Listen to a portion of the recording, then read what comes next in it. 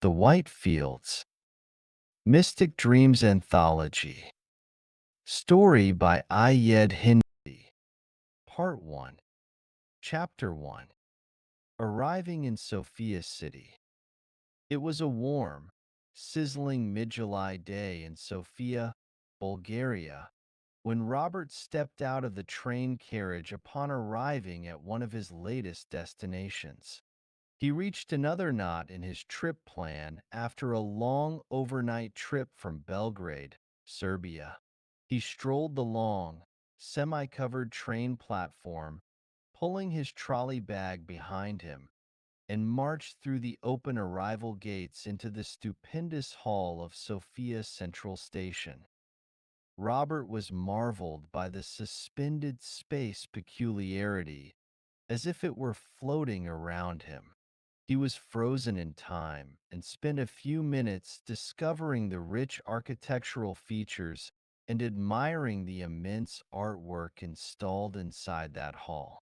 Then he defrosted himself and crossed that long concourse towards the station exit glass door and went into an elevated open space that is partially covered with an extended cantilever. As he stepped outside the station, he was confronted with clamors, noises of cars honking, buses driving through, and people moving around with their tail bags, some yelling towards the taxis or on the other cars passing by in the service road adjacent to the station. He paused for a minute and started gazing ahead. He could clearly see the heights of the mountains from afar, surrounding the city from one side like a great blue wall of rocks. Dominating view, he said to himself. Then he looked back at the station and continued, I'll be visiting here many times. This would be my usual scenery whenever I'm in or out. He joined into a queue among the people who were waiting for a taxi to take them home, and he passed on his written address to the controller while he was waiting his turn until finally he got a seat in and went on a chat with the taxi driver, who luckily was speaking English, and showed Robert in their way some of the city points of interest and best places he could visit while walking around Sophia Center. They then reached the address where Robert had hired a studio in Sophia Center, near the Eagle Bridge. After the landlord handed over the keys, Robert briefly inspected the studio he rented, and it was clean, tidy, and well equipped with whatever he needed during his stay there. The studio windows were looking over congested streets and hectic road junctions, but also a splendid park filled with marbled monuments and water fountains joined by rows of sightly flowers. He could also view the Vidosha mountain even clearer from his windows and its dominating presence over the city, though he told himself, I would never try and climb Udir Mountain because of my heights fears. It's called acrophobia, but no shame in that, I guess.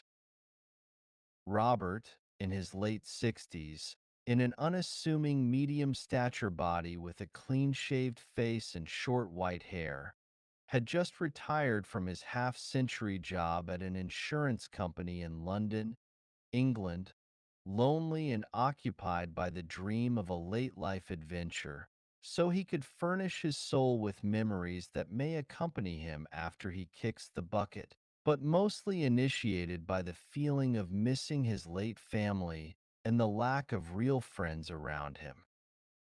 The idea of traveling and crossing the countries in Europe riding on a train has always sparked his mind and triggered his soul, even when he was busy at work or alone at home.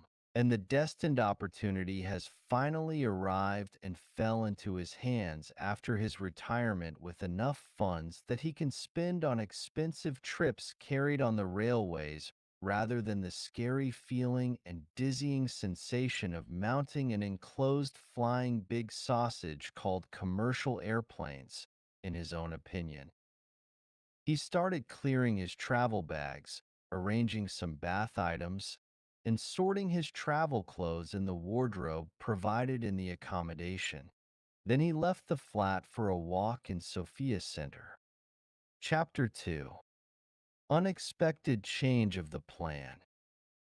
After spending merely 2 days of his journey wandering in Sofia Center and roaming the cramped main streets, the branched-out alleyways fitted with many old crumbling buildings, he played his best senses of gauging the people moods and their attitude towards strangers in town and testing the local cuisine offered in the crowded restaurants strewn around in all corners. Robert decided on starting his adventures outside the city itself and traveling to other sites in the country. He booked his first train return trip, leaving for Plovdiv city from Sofia. His deliberate choice was a leisure train that stops at all stations on that specific route and fulfills his desires of enjoying nature, siding at a slow, scenic pace, and taking memorable pictures using his mobile phone to document his first steps outside his comfort zone. The trip would take 4 hours of travel time from the onset until the last stop at Plovdiv Central Station. His plan was set around the thought of spending a couple of hours in Plovdiv city center and returning in the evening train towards Sofia. Robert left the studio where he stays early in the morning and walked straight forward towards the Sofia Central Station. It was an easy stroll as the weather was appealing and inviting. Upon reaching the train station, he went and bought him a return ticket from the kiosk and found his designated platform for the trip after carefully following the overhanging signs. The train was stationed there and ready for departure. He didn't waste time and jumped inside the train carriage, where he assumed his comfy seat beside the window. The trip started rolling slowly outside the station, moving in the outskirts of Sofia City, and passing through a wide, uninterrupted plain accommodating a large field of corn, wheat, and vegetation. Nevertheless, the train kept marching steadily towards the southern mountains, gradually ascending in the heights while the rail tracks cut through the lavish mixture of abundant sequoias, oak, and pine trees. Nature had blessed the area with a variety of trees, and it had formed a lush ornamentation of the stony rigged slopes with a lively green facade from the top of the mount, descending downwards till the dense valleys under the passage of the train. Later in the way ahead, the scenery had changed, and the rail tracks went down on a flat passage all the way towards Belovo, but an unexpected event changed Robert's plan. Before reaching our next stop at Belovo Station, the train slowed down its speed, preparing its stoppage there, and as we were approaching that station, suddenly we heard a blast of the train horns, and its speed decreased sharply. Then we felt a strong thud, and the train stopped immediately. There were an elevated shock and an outcry expression of angry people inside the carriage moaning in dismay, and everyone started looking through the windows, wondering and exploring what could have happened. Then we started leaving the carriage, and we went out one by one with our bags down the steps and landing on the embankment, searching for the reason for our unexpected halt. We found out that there was an accident on a level crossing passing over the railroad, and a tractor flipped over the track after being hit by the train. Luckily, there were no serious injuries among the passengers, except for a bunch of them walking lamely. The train driver was fine as he came out yelling at the young tractor driver, who seemed fine after jumping out of his vehicle before the impact. That was the statement Robert gave while he was questioned by the police attending the scene of the crash and was translated by a fellow Bulgarian passenger. Then, The train staff advised Robert of a couple of choices: waiting at the station until they organize a coach and transfer the passengers towards their intended destinations, or staying in the town nearby for a train replacement, which can take place the next day. Though Robert could hire a taxi towards Plovdiv and take the fast train back towards Sofia, he opted out and decided the best remedy for the unforeseen distress he suffered from the accident would be staying at a quiet place in the town. Chapter 3: Belovo Town. Robert walked the short distance separating him from the town with other people, whom Belovo Town was their trip destination anyway, and after passing a few farms and barns on a dirt road, they reached the town outskirts, and from there he went on rambling down towards the main high street while exploring the places around there.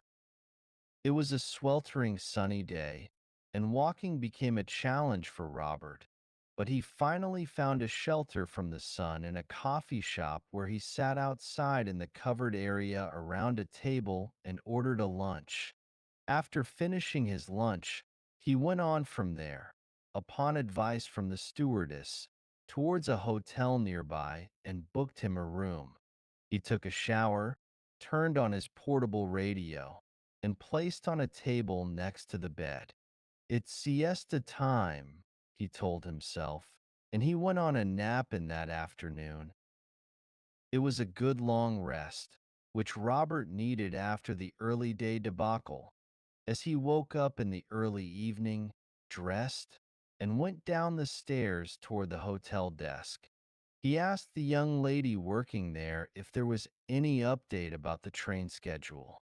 She kindly spoke in English and told him after browsing the internet that the usual service will be back and resumed into its normal schedule in 2 days, according to the railway's website, but she added, "You can always use the fast train from Plovdiv City. It's up and running, and the receptionist can arrange for him to take a taxi towards there if he fancies the idea." Robert declined that idea and told the girl behind the desk that he would rather use the slow train as his journey is for pure leisure, and he wouldn't mind spending more days at the hotel as long as it's not overbooked. Then he asked if there were any nice places to visit around here, or any unique sightseeing for strangers like him. The embarrassed girl shrugged off her shoulders and replied it really depends on what he likes doing the most. Inside the town, there are not many exciting venues or events you may visit.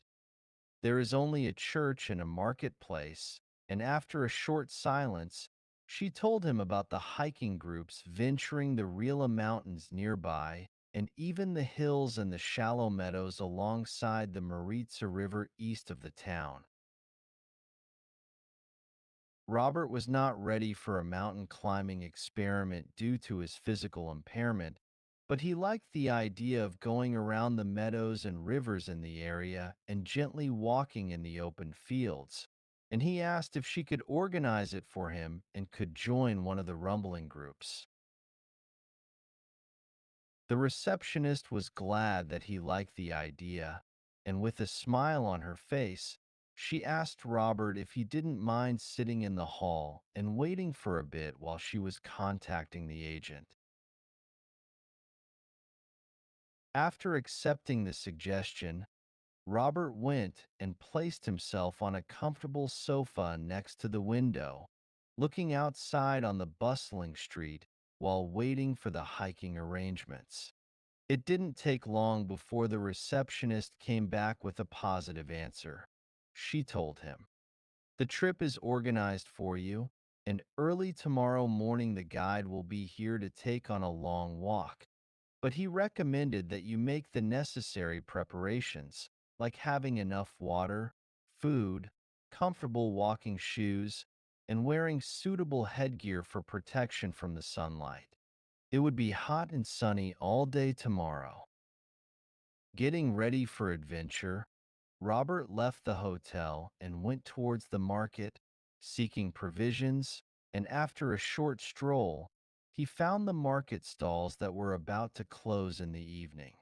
With the help of sign language, he managed to purchase him some food, though someone from the crowd came and spoke with him in English after witnessing the difficulty Robert is enduring in the market and helped him in translation with the sellers.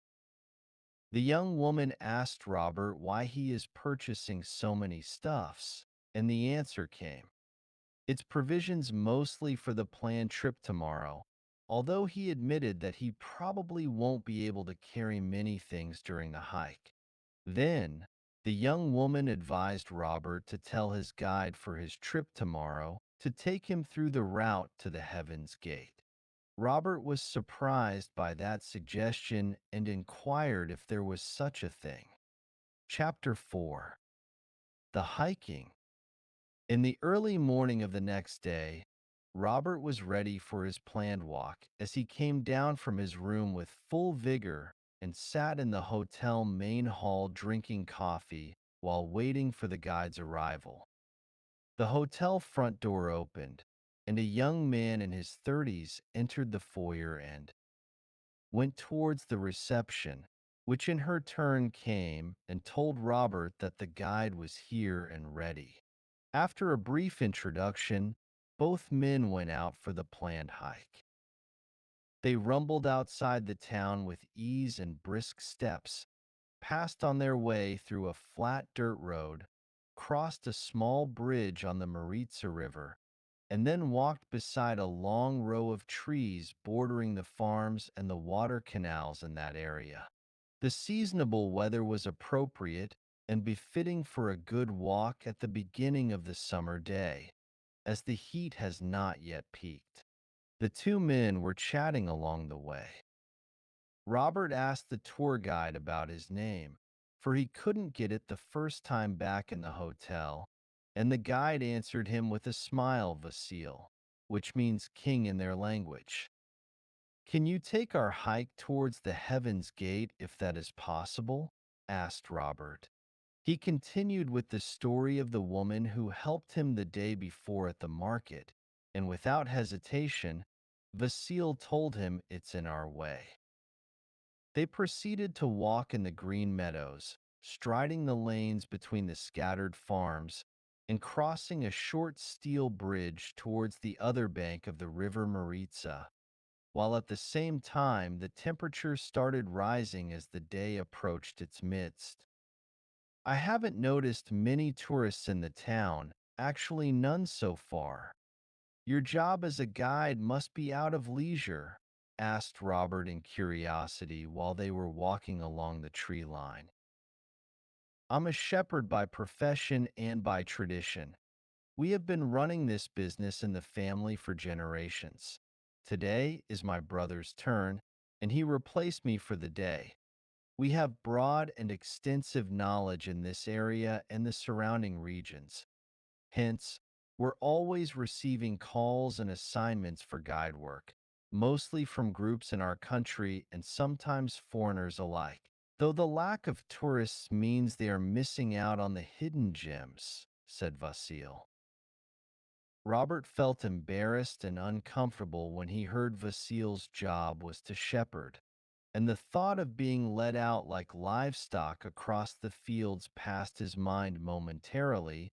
Yet he overcame that awkward situation and accepted everything was equal and replied, it's a fitting profession that matches your personality. You actually can lead both animals and humans on a safe return journey, but I must say it's very quiet out there when you take your herd on your own in this vast land. It must be dead boring sometimes on your own, or is it? Asked Robert. We are trained on listening and interpreting the sounds we're hearing in nature for our own safety and for the well-being of our flock. Vasil said this and continued explaining to Robert his daily job as a shepherd. Chapter 5. The Shrine.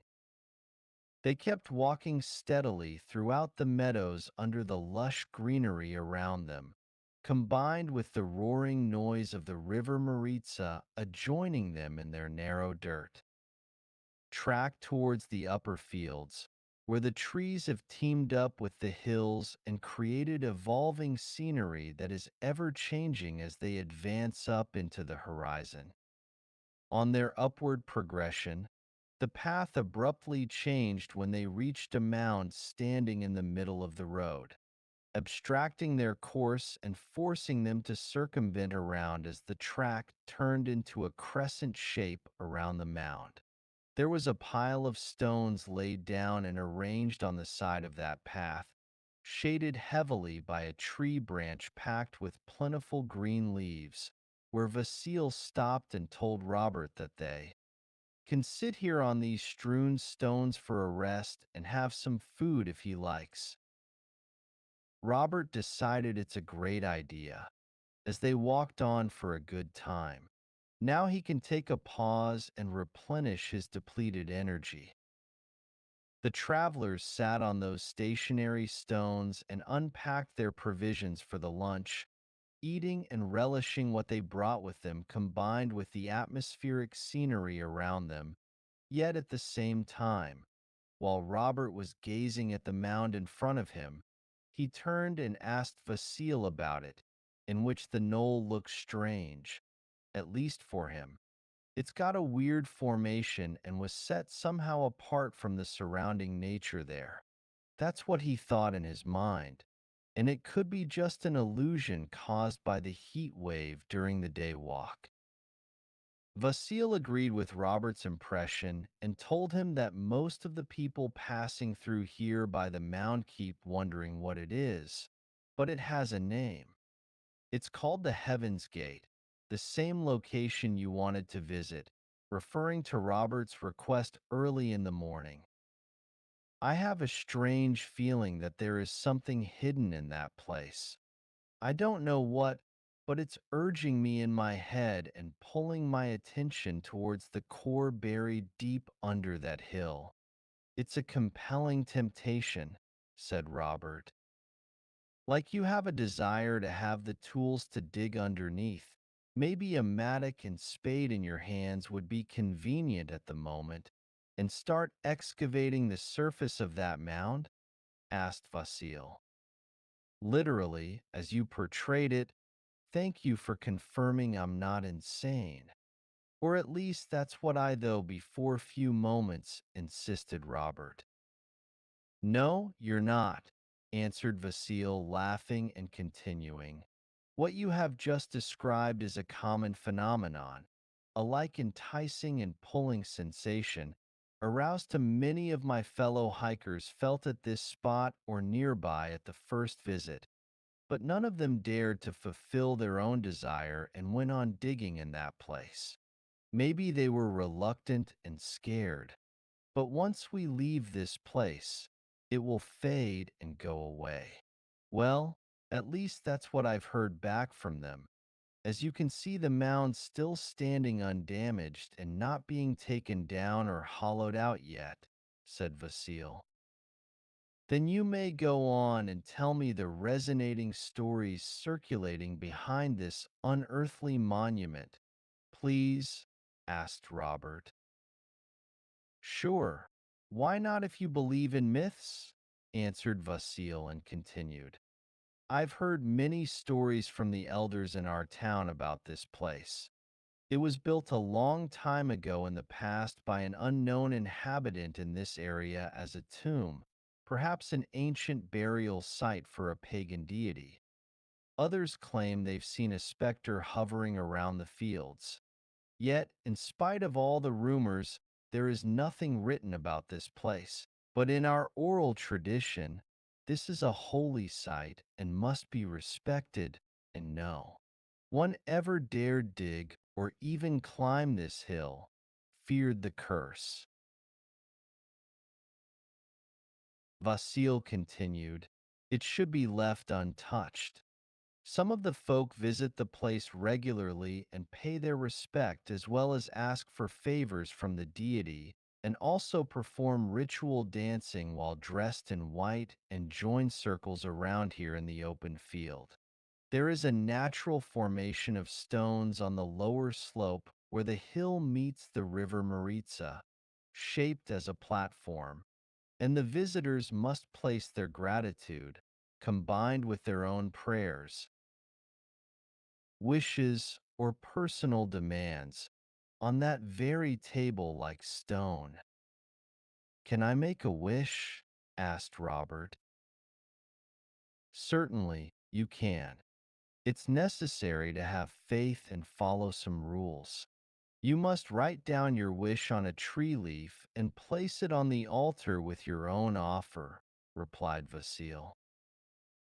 How would I write my wish on a tree leaf? Asked Robert curiously. We use a sharp knife and carve our wishes on a leaf plucked only from this tree above us. You may pick a fresh and wide green living leaf for your purpose, said Vasil. Robert stood up and started looking up for a proper leaf among the mass volume of the oak tree, but most of the branches were out of his reach as the tree was very old and had grown up in height. He climbed carefully on the tree trunk despite his impairment and plucked a young leaf. Vasil handed him a knife, and then Robert started carving his wishes on the leaf. Final one wish among the pantheon of wishes I have for an old man. Now I'm ready, young man, said Robert. Vasil guided him down the hill slope towards the river. They descended slowly into the shallow stream and braved the cold, moving water until they reached the rocky platform erected naturally on the river bank. You may place your offering first. Prepared food would suffice in your case, said Vasil. I have only this sandwich I brought with me today, Robert answered, opened his rucksack, took out the sandwich, and planked it on the rocky tabular surface. You see that small opening in the stone above the platform?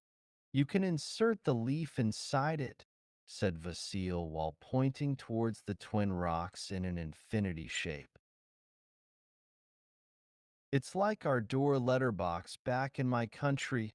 Well, except it's vertical. There you go, my wish, said Robert as he dropped the inscribed leaf inside that opening. You're done.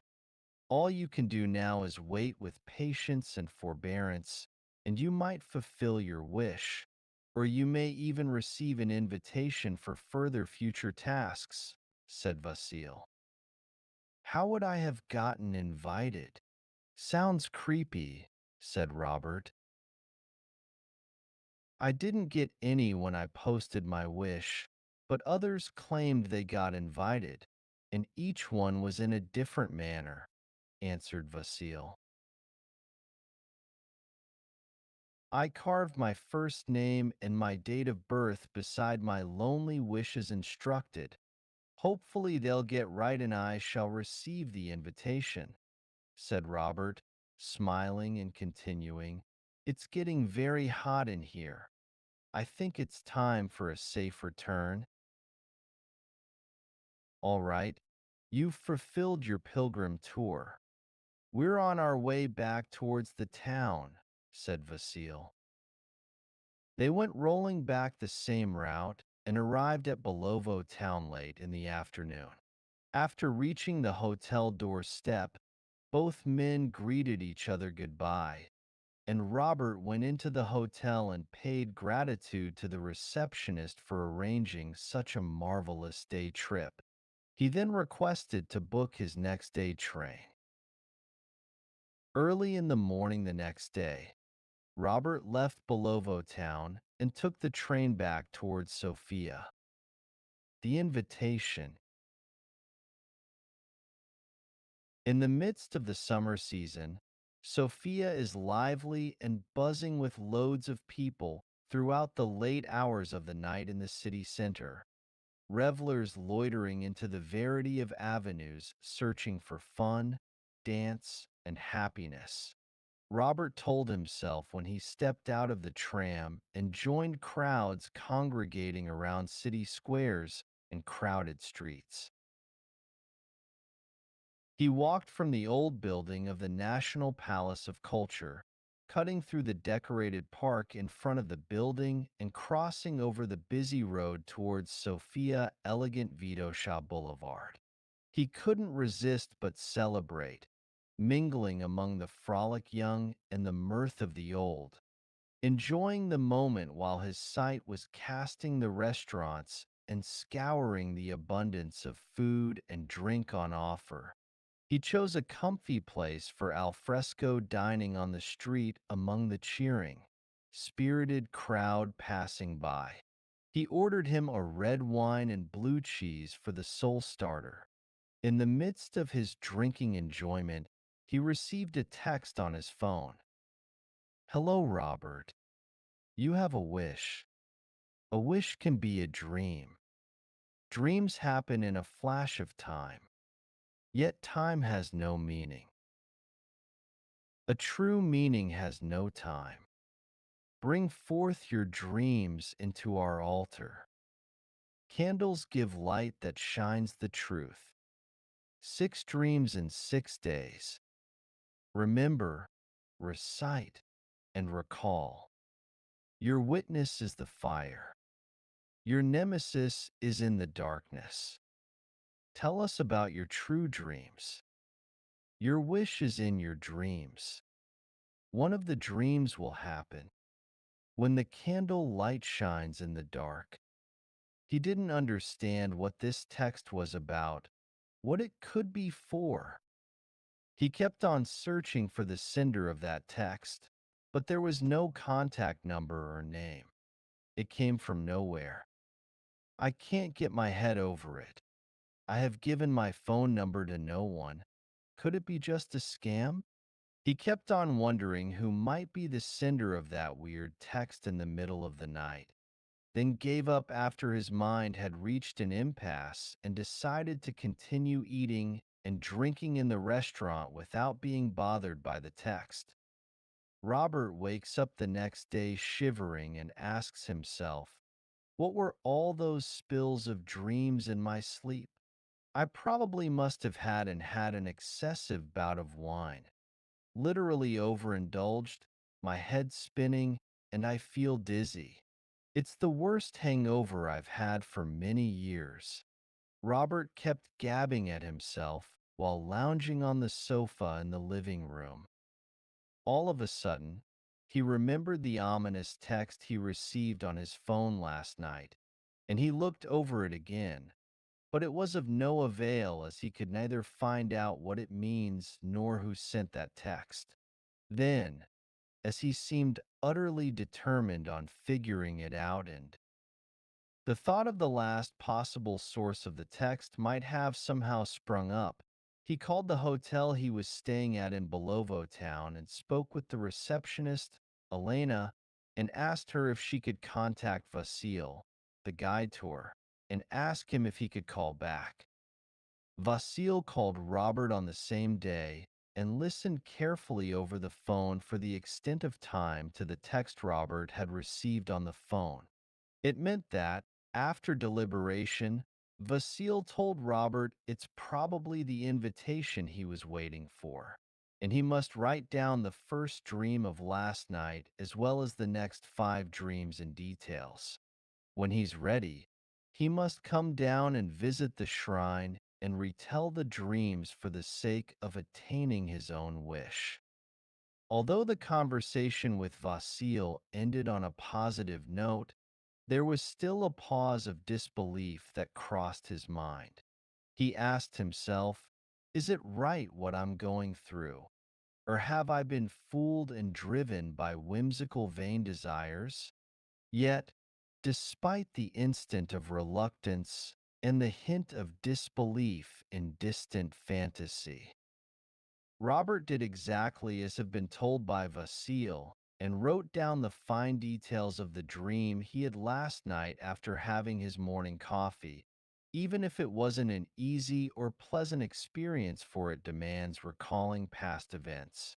Still, he wondered if it was enough, or even suffice for the purpose. His mind was rumbling with many thoughts and different ideas, but he brushed it off and pulled on his undivided attention and reviewed what he wrote for many times. He repeated the same steps for the next 5 days like an ardent student. It was never an easy task, however. The thought of it as his own great fanciful achievement has prompted the exerted efforts of writing his dreams. After the sixth night had passed, Robert called Vasil, and they agreed on meeting at the Belovo Hotel the next day. As Robert took the late afternoon train on the following day and traveled towards the town, where he met Vasil at the hotel in the evening as planned, Robert showed him the text he received on the phone, and Vasil in his turn accepted the invitation. We must attend the shrine late at night. The day is long in July, and the trip may take 2 hours of walking. We'll be there around midnight. You should prepare a candle and a lighter, a personal offer of an item in one of your dreams, and it must be placed on the altar. As soon as you light the candle while you're holding it, you then start expressing your dreams in chronological order, starting from the oldest one toward the newest in details. At the moment when you finish recounting, you leave the candle there on the altar and move away. You should notice two things occur at the same time. The flame of the candle is still glowing on in spite of the wind or any other matter as an indication of acceptance, or if it went off, it's a sign of rejection. Your phone text it's gone. That means your wish will happen. Or if it remains on your phone, then you must repeat all over again if the flaming desire is still there. Robert listened very carefully and understood what the instructions meant. He brought a candle, a lighter, and an offering, a cremation urn containing the ashes of his late son, with him and told Vasil, "I'm ready." They went on their way late in the evening on the same path used before towards the hill. By midnight, Vasil stayed in the open field while Robert went down in the Maritsa River without fear or hesitation and approached the altar. He placed the urn on the table, and then he lit the candle. End of part 1.